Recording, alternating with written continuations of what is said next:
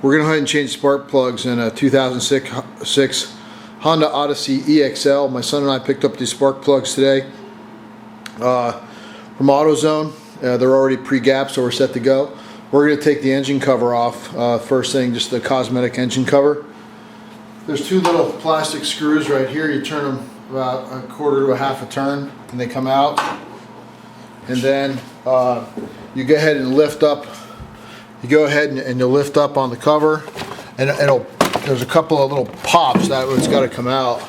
So you see these little grommets here. There's one over here on the other side. You can zoom back a little bit, back. So that's, just to make life a little easier, we're going to go ahead and I've already loosened up this plastic fascia here. It's going to make getting to the engine a little easier. I think it's a little easier to demonstrate with it also. So I've removed all the little pop rivets here, and I went ahead and took it off the car and set it aside. Okay, now that we have the cover off, let's go ahead and find the spark plug hole. So coming in a little closer, we know it's a 6-cylinder, right? So right here behind the radiator, we have our black thing off so we can see a little better. We have 1, 2, 3 spark plugs. This is the intake manifold. So back on the back of the engine, you'll see these two clips here. There's 1, 2, 3 for 6 cylinders. So we found all 6 holes. Okay, so now let's go ahead. We're going to start at the front of the engine. We'll start with the easy ones first. Then we'll go ahead and we'll look. There's three connectors here. If you look over the top, looking down on top of the engine, we've got the oil fill cap right there. We're gonna go ahead and take the caps off these spark plugs. I think this is called coil on plug or cops. So there's just a wire coming out, and we're gonna go ahead. I'm just gonna go ahead and squeeze it together and kind of rock it a little bit. That one's off. Squeeze it a little bit. This one's off. And do this one. Squeeze it a little bit, rock it back and forth a little harder than the others. Okay, we're continuing now. I got the first one, second, third one gave me a real hard time. I kind of stopped the camera to kind of muscle it. Had to come around, push real hard, rock it back and forth. I finally got it off. So I've got the 3 wires off the first 3 plugs now. So the other thing, if you look at it, hopefully the light's good enough. You can see on top of these coil on plugs, there's I need an Allen wrench to get them off, so I'm gonna go ahead and grab my Allen wrench. Allen wrench, if I recall correctly, don't take me for gospel, I think they said it was a 5mm Allen wrench. So I'm gonna go ahead and carefully put it into the I'm working on the second plug right here. I don't know if you can see. Let me get it in there, I'll show it to you. It's a real tight fit. Okay, I felt it go in and it kind of clicked in, so I know it's good. So these shouldn't be in there that tightly. I'm going to go ahead and take off loosen up the Allen wrenches. So that one went nice and easy. Loosen that one up, going back to the spark plug closest to the driver's side. Make sure that Allen wrench gets in there nice and gets seated nice and well. Pop it, just a couple pounds of torque, no big deal. Over here, right next to the orange test plug here, gonna do the same thing. Okay, make sure this Allen wrench goes all the way in, give it a little turn, a couple pounds, and she's ready to come out. So it looks like they're almost finger tight. I'm gonna go ahead and take these 3 out. Yes, they're nice and finger tight, finger loose now. So here comes one. Okay, so I took these 3 Allen bolts out, 1, 2, 3. I cracked them, they came out nice and easy. I turned them out by hand, just so I don't lose things around the garage. I put in a little Ziploc bag, put my 3 little Allen bolts in there. Go ahead and zip it up and I'll set it aside here. Okay, the next thing we need to do is, again, I believe they're called coil on plug or cops. You need to go ahead, we have them unplugged here, and hopefully we're getting some good video, where I need to go ahead and pop these. It came right out in my hand, didn't have to pull it hardly at all. And this coil on plug is coming out. So right there, I went ahead and pulled one out. I'll set it right on the engine, right in place. I'm gonna take the next one. You can see right here where the plug was plugged in, the bolt was plugged in. Give it a little rock. These things come right out in your hand. I was a little concerned that it'd be hard to come out. Nice and easy. Set them right in order. I'm going to be careful not to switch anything up. Here comes the third one. Boom, right out. Barely touched it. Comes nice and clean out of the engine. Careful not to crack it as you twist it out and set it right in place. So, okay. Now I've got those coil on plugs out. We can go ahead and look at the top. So down on these holes there'll be 3 spark plugs. We need to make sure that we get the right wrench. When I started this job, I wasn't sure if I had the right socket set, so I brought my sockets down to AutoZone, and when they gave me the new plugs, I tried my sockets and they didn't really work. I had a socket that was the right diameter, but actually there was some foam in it, and with the plugs required for the Honda, it couldn't quite, the foam was stopping the spark plug going in. So I went and I got something from AutoZone. It's called a Dorlast, a 5/8 magnetic spark plug socket. It's got a 3/8 drive.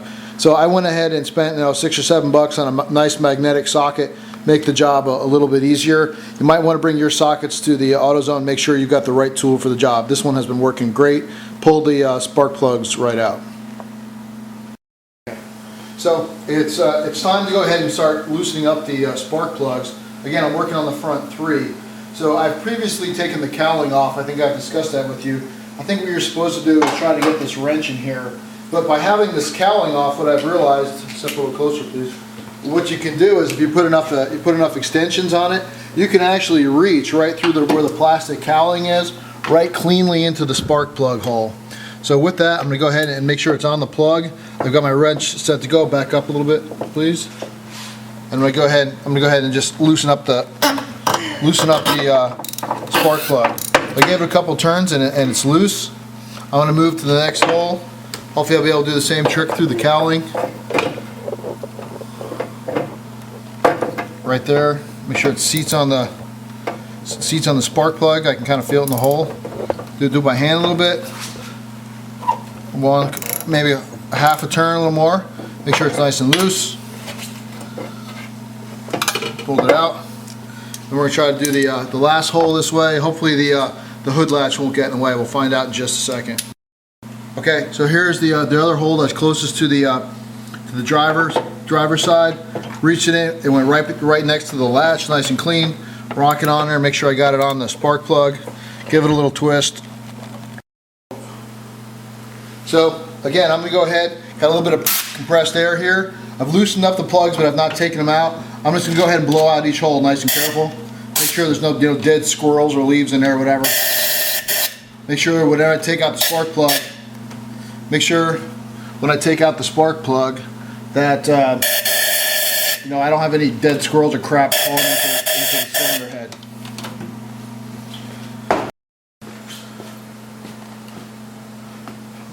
Okay, I went to the AutoZone. I got the spark plugs. These are pre-gapped spark plugs. I believe from memory it's .044. You might want to check that.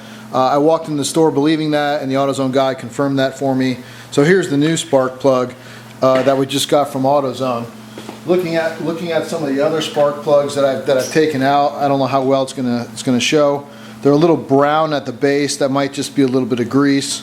They're looking a little worn, but they're not in bad shape. They look pretty good. And this is the other one. They look pretty good. This vehicle has 113,000 miles on it, and we've never had the spark plugs changed before.